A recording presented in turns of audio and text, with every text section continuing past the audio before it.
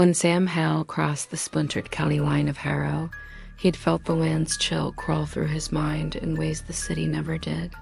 34, recently divorced and out of work, he told himself the trip was to fix up and sell the old family cabin. Perhaps sell it to a family that would use it more than he ever did.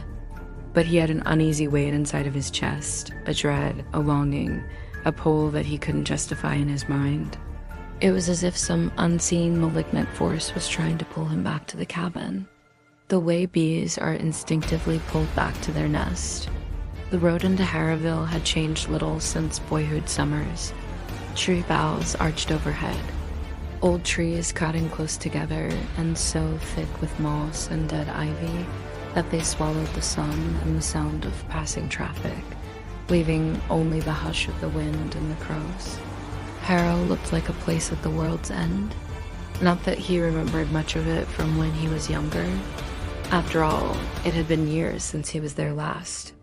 He did remember the good times he had when his father took him to the cabin for a fishing weekend getaway. But other than that, all that lingers in his mind is his father's fading smile from those trips. He parked by the stone bridge and looked at the footpath smothered in knotted brambles. He grumbled to himself, "This is going to be a long walk through this shit." The air stank faintly of wet dirt and dead leaves, and Sam hefted his duffel bag over his shoulder with a huff. Longoni memories coming back to him with every step. Bonfire stories, Mayday games, the village oddities he dismissed as local color. "You're not from around here, are you, lad?" He remembered the grocer's wife once asking him and his father. "Not really," Sam's dad responded. "So then what you doing out this way?" The miserly old lady glared at Sam as she asked his father. "Oh, well, I'm taking my son fishing through the woods over there yonder at the pickerel pond. We have a small cabin out that way, and I figure I teach him a lesson or two about throwing a spinning rod." "Well, y'all stay safe then. Try to get into your cabin before sunfall." "Well, all right, ma'am," Sam's dad said. "Well, I'd imagine it gets pretty dark around here then." "Oh, it gets dark. All right." She moved on to the next customer. You see, the whole town was like that. Small, strange interactions from the townsfolk to wherever Sam and his father went. It was part of the reason Sam's father took him there only a few times before he abruptly died of a heart attack. A figure wearing a gray jacket and an old battered hat waited by the cabin as Sam approached. Old Tom, the handyman who'd watched the place before Sam's father died. "You made it then?" Tom rasped, his fingers yellowed with tobacco, his eyes flitting uneasily as they scanned the woods behind. "Just barely," Sam muttered. The cabin squatted close to the soil, stone walls coated with decades-old lichen. Ivy grew up to the windows. "It's good to see you, Tom. Man, she looks rough," Sam said, offering Tom an awkward grin. "I do reckon I need your help." "It's good to see you as well, Sam. Part of me didn't think you'd show," Tom said. "Not after what happened." They let the what hang uncomfortably. "You see the old stories, the ones where the woods came for you if you wandered off path, and the news about the children missing for a week, then stumbling home with wild eyes, mute as stones." Sam had never believed them, and his father sheltered him from most of the news and the stories. They unlocked and opened the old cabin door, the wood screaming into the forest from years of rest on the hinges. Sam ran his hand over the hearth, collecting dust and watching the mows disappear into the air. He let his hand trace the sigil scratched into the old stones. A sunburst, a spiral, and an eye. "Old ways, you know," Tom offered, his voice just barely audible. "People used to say they're to keep things out of the cabin." "Yeah, I never understood it," Sam remarked. "Seems archaic, although I always thought it was somewhat beautiful. You know, my father never did tell me what these markings were for." "Well, Sammy, I mean, it could be indigenous artwork to warn others, or it could have been someone who was just bored. Your father's family has owned this plot of land for a long time. The cabin, well, hell, the whole area around these parts are ancient. This cabin has been here for well over 100 years. There's a lot of history that goes along with that. There's still a lot of old wood to it, other than the few areas your daddy and I patched up long ago. But I'd like to think that those markings are there for a reason. What this is? Well, I guess we'll find out for ourselves with time. Tom glared at Sam. What do you mean by that, Tom? Sam questioned him. Well, tell you what I mean. Is this that we learn things over time? Tom responded, yeah, I guess. Sam said as his eyes looked over the rest of the cabin, barely taking in what Tom was saying. Sam pried open the warped window and breathed in the fresh outside air. It was the silence that unsettled him out here. The thick trees, the vast amount of bushes, suffocating every noise from the outside world. Sam wasn't used to the quiet, and his ears replaced city life with a constant ringing noise. Best you stay in tonight, Sam? Tom said, pausing in the doorway. First night's always the worst when you get away from the city. You will eventually remember the cabin layout, and well, probably so will they. Tom mumbled the last part. Who's they? Sam tried to laugh, but Tom gave no answer and headed out the door. Sammy, it's been a while since you've been here. I mean this. Please listen to me. Stay inside tonight, and please don't take this the wrong way. But you're a city slicker. Hell, your daddy only brought you out here a few times before. There's no Uber. There's no nightlights. There's no street lamps. And you gotta go get a bucket of water out of the stream if you want to get a drink. You know, the forest is dangerous if you don't know your way around it. That's all I mean. Tom nodded his head, got into his truck, and left. Now that first night, Sam drank in the quiet, relaxed, and stretched out on a musty old bed.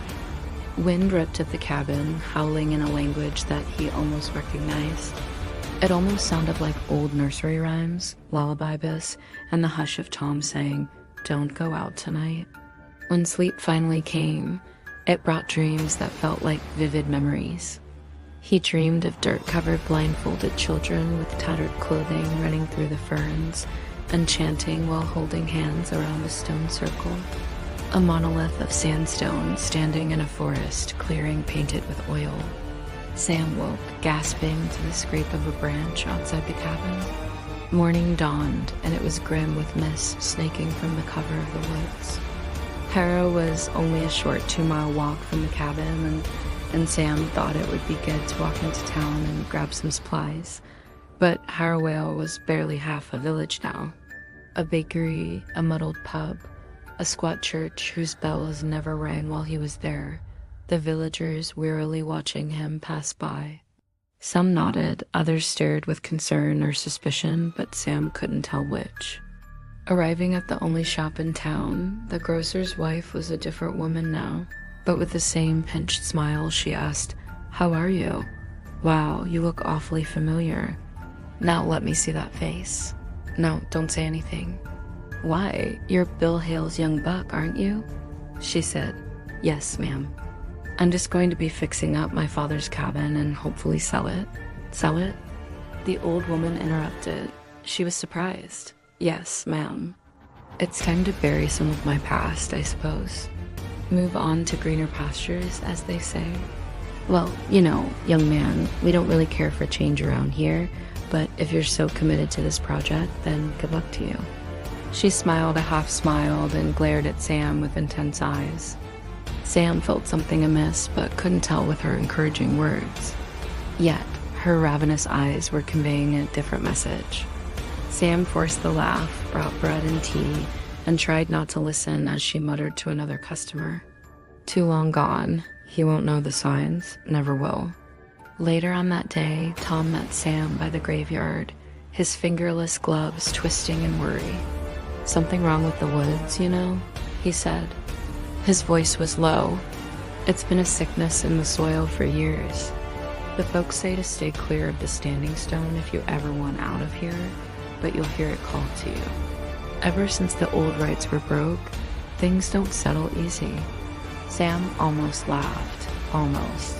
"Tom, now I don't mean to complain, but what is with everybody here? It's like they're welcoming, but I've got a feeling that these people would rather stab me in the back." Plus all the strange talk. I mean, Christ, listen to yourself, Tom. Sickness in the soil, standing stone, stay inside at night. You trying to tell me something I should know? Am I in danger here, or am I just being paranoid? Sam replied, Sam, your father never told you this because he was too young. Hell, we haven't seen you in over 25 years. This place is steeped in tradition. See, when that sun goes down, we stay inside always. It's not a question, it's just something that we do. Now, we had 3 children go missing in the years you've been gone. 3 children. And you know why? Because they ain't listened. Another person didn't listen either. And something took them where they died from the land. No one really knows, Sammy, not even the sheriff. Now, just last month, we found 4 children at the Standing Stone holding hands and praying to the damn thing. Hell, Maze was in a trance. Little Debbie's eyes were so far in the back of her head that her old lady smacked her so hard it made her little brother Tommy cry. Tom exclaimed, with all due respect, Tom, I just want to sell the damn cabin and get out of here. I was never one for tradition. I rarely went to church and Sam was interrupted. Sammy, now hold on. All I'm trying to say is while you were here in our little piece of existence, just obey our traditions, that's all. Or you might end up like them. Tom waves an upturned hand to the graveyard. That night, as fog wrapped around the cabin, Sam pressed his head to his pillow and told himself not to listen to all of the gossip. There was nothing there. Nothing except for wind and his own heart's beat. And by the 3rd night, Sam's dreams had changed. Children danced around the Standing Stone, wearing goat masks, chanting, "Come see, come see." Their childlike voices sing out, "Come and remember what was owed, and we will see." Sam woke the next morning with dirt beneath his fingernails. His palms red and bruised, and his fingernails were chipped as if he'd been digging. His clothes were slightly worn and soiled. He sat up slowly, gathering scattered memories of his restless sleep. He remembered a distant chanting in their demon song. Sam spent this day fixing up the old cabin, tools in hand, patching leaks and cursing the rot snaking through the roof. Yet his eyes drifted again and again to the ring of trees hemming the cabin.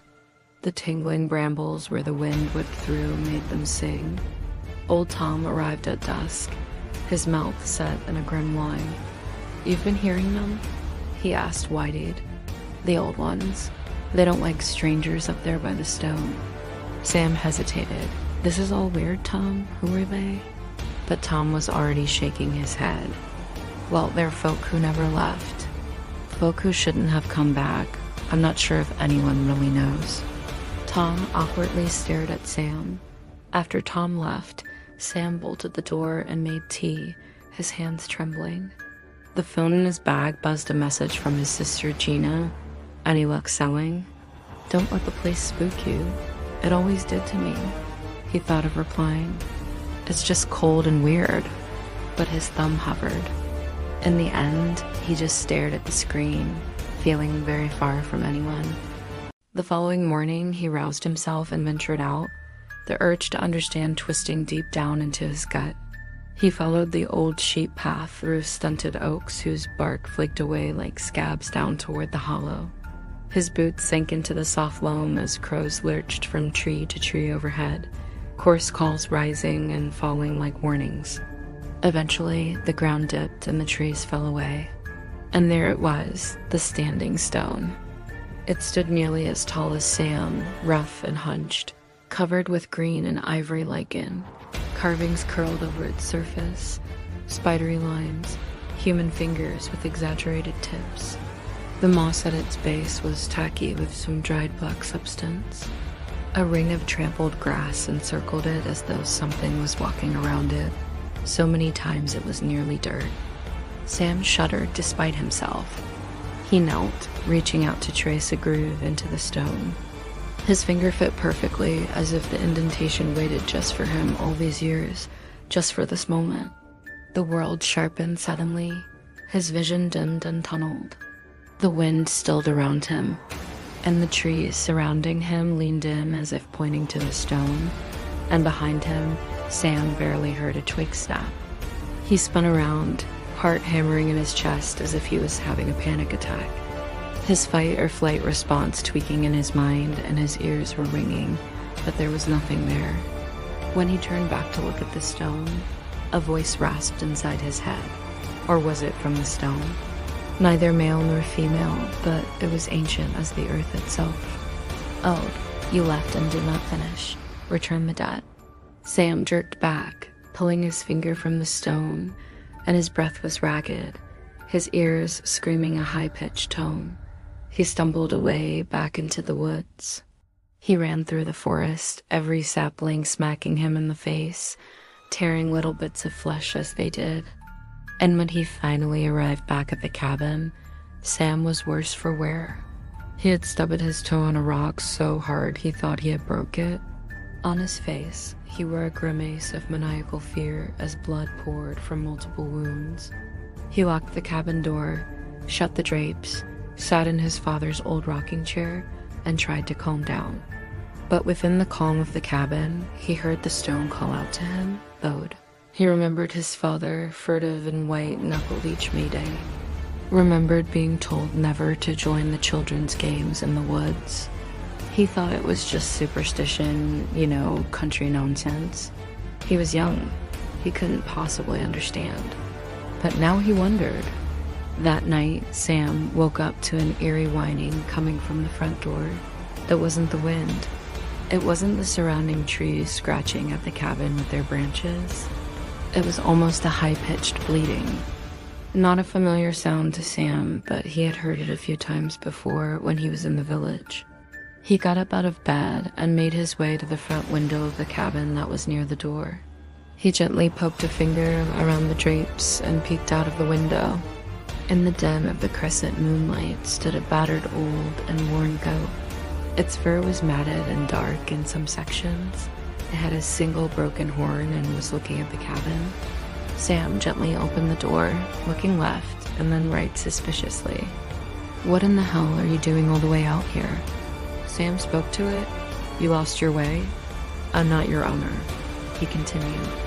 He slowly stepped further along the gray and decaying porch toward the grassy area, before the woodline where the goat was standing.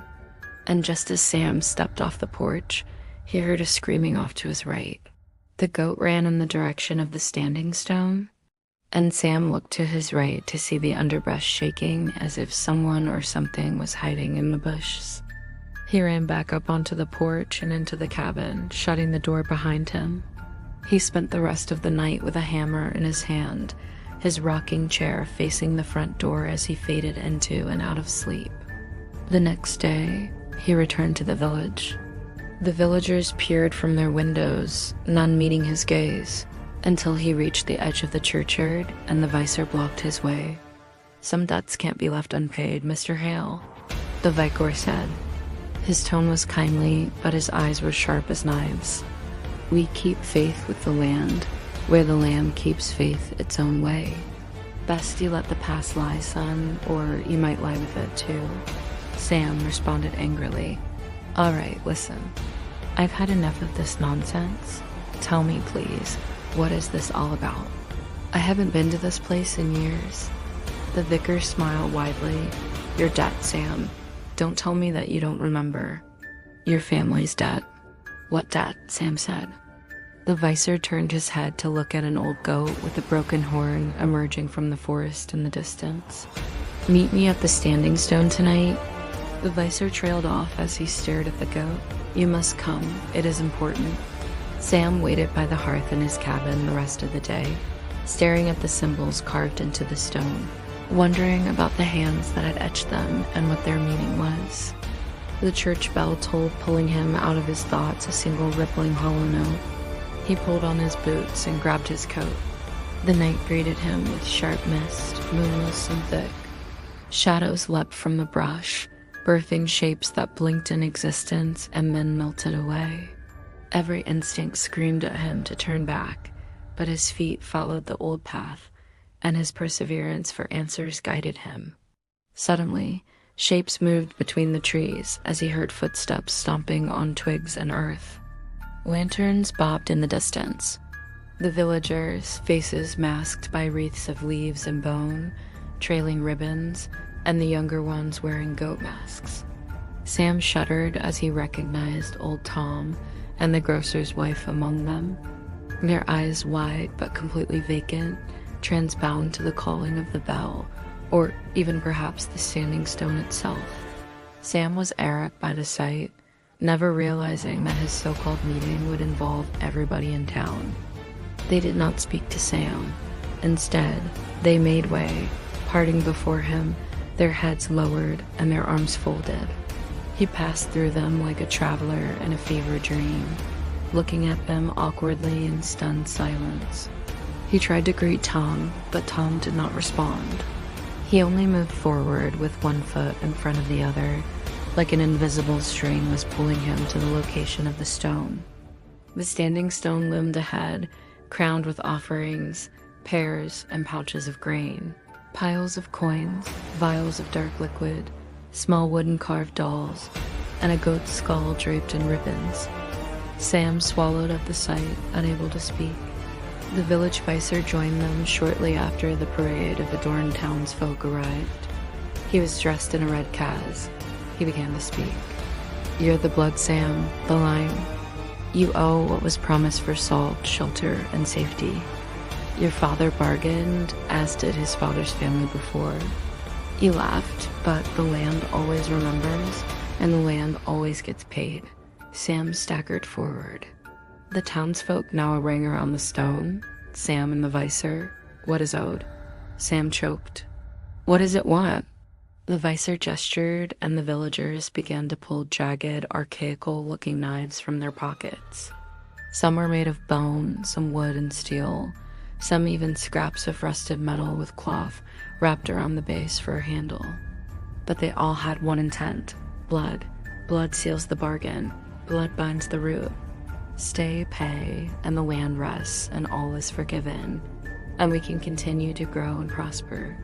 The vicar pronounced or refuse, and Harrow drowns in rot and shadow, and you will fertilize our orchards and fields. You will pay the debt. A young girl wearing a dirtied white gown and a goat skull atop her head with flowers, positioned out of the eye sockets of the skull, pressed the knife blade into the palm of his hand.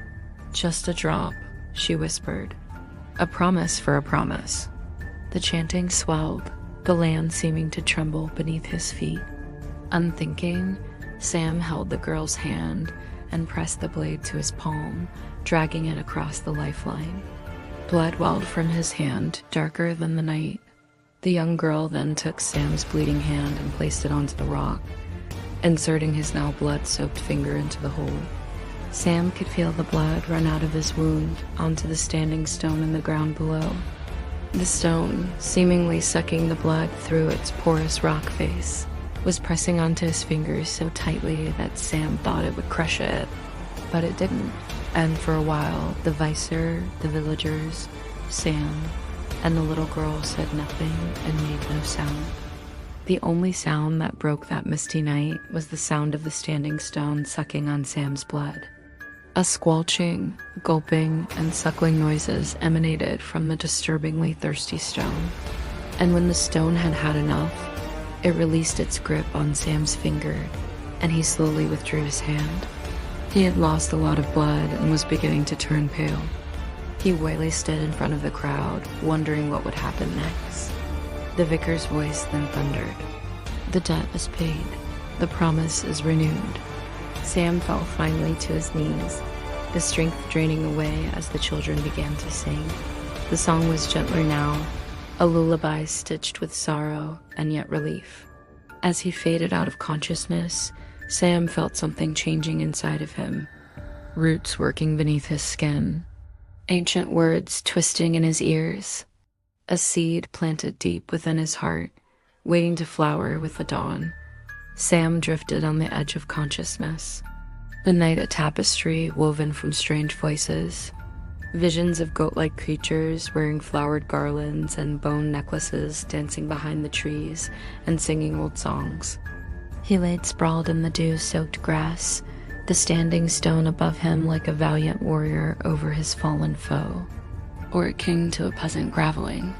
By morning, the villagers had dispersed, their shapes slipping away, swallowed by the trees. Only the young girl remained, watching him with eyes with horizontal pupils. He groaned as pain lanced through his palm, the cut already crusted with blood and earth. He tried to rise, but the world around him spun. What happens now? He whispered, his breath feathering into the cold air. The girl brushed a strand of hair from her face, moved her hoofed feet, shuffling backwards, her stone-cold expression as solemn as an old portrait.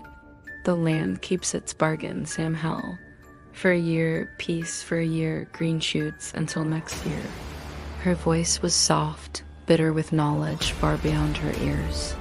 You carry it now, the old vow. She placed her hand on Sam's cold forehead, and images flickered behind Sam's eyes. Generation of Hales, each drawn back to the circle, each kneeling before the stone, offering a blood sacrifice. You're one of them, the Hales, she said. The children went missing because your father took you away from this place. You were supposed to pay the blood debt. The stone took the children instead. Call it a warning, vengeance for a price not paid. It was paid for by those young souls. It's a large price to pay for such a simple offering. Wouldn't you agree? Sam slowly nodded his head. It's _stupid, he spat out. He noticed her cloven hoof feet, and he recoiled in horror. What the hell are you? I'm the keeper of the stone and the enforcer of the debt. The young girl replied as she turned around and walked into the treeline. Before she completely disappeared into the forest, however, she said one more thing. You will be back next year. He limped back to the cabin, moving like a man twice his age. Tom waited on the steps. It's done then, Tom said. It wasn't a question. Sam just nodded. For now. Did the townsfolk remember anything? Tom shook his head. Folk forget what must be forgotten. Until next year, no one will speak, but you'll remember. Sam pressed the tea towel to his palm and tried not to shake. Tom, what if I leave? What if I go back to the city and never come back? Tom looked up sharply, his gaze piercing. The promise still holds, Sam. Wherever you go, something's planted in you now. He shrugged, sadness deepening the lines of his face. You best make peace with it. You're kin to this place whether you wish to or not. Gina called soon after sunrise, her voice clear and unconcerned.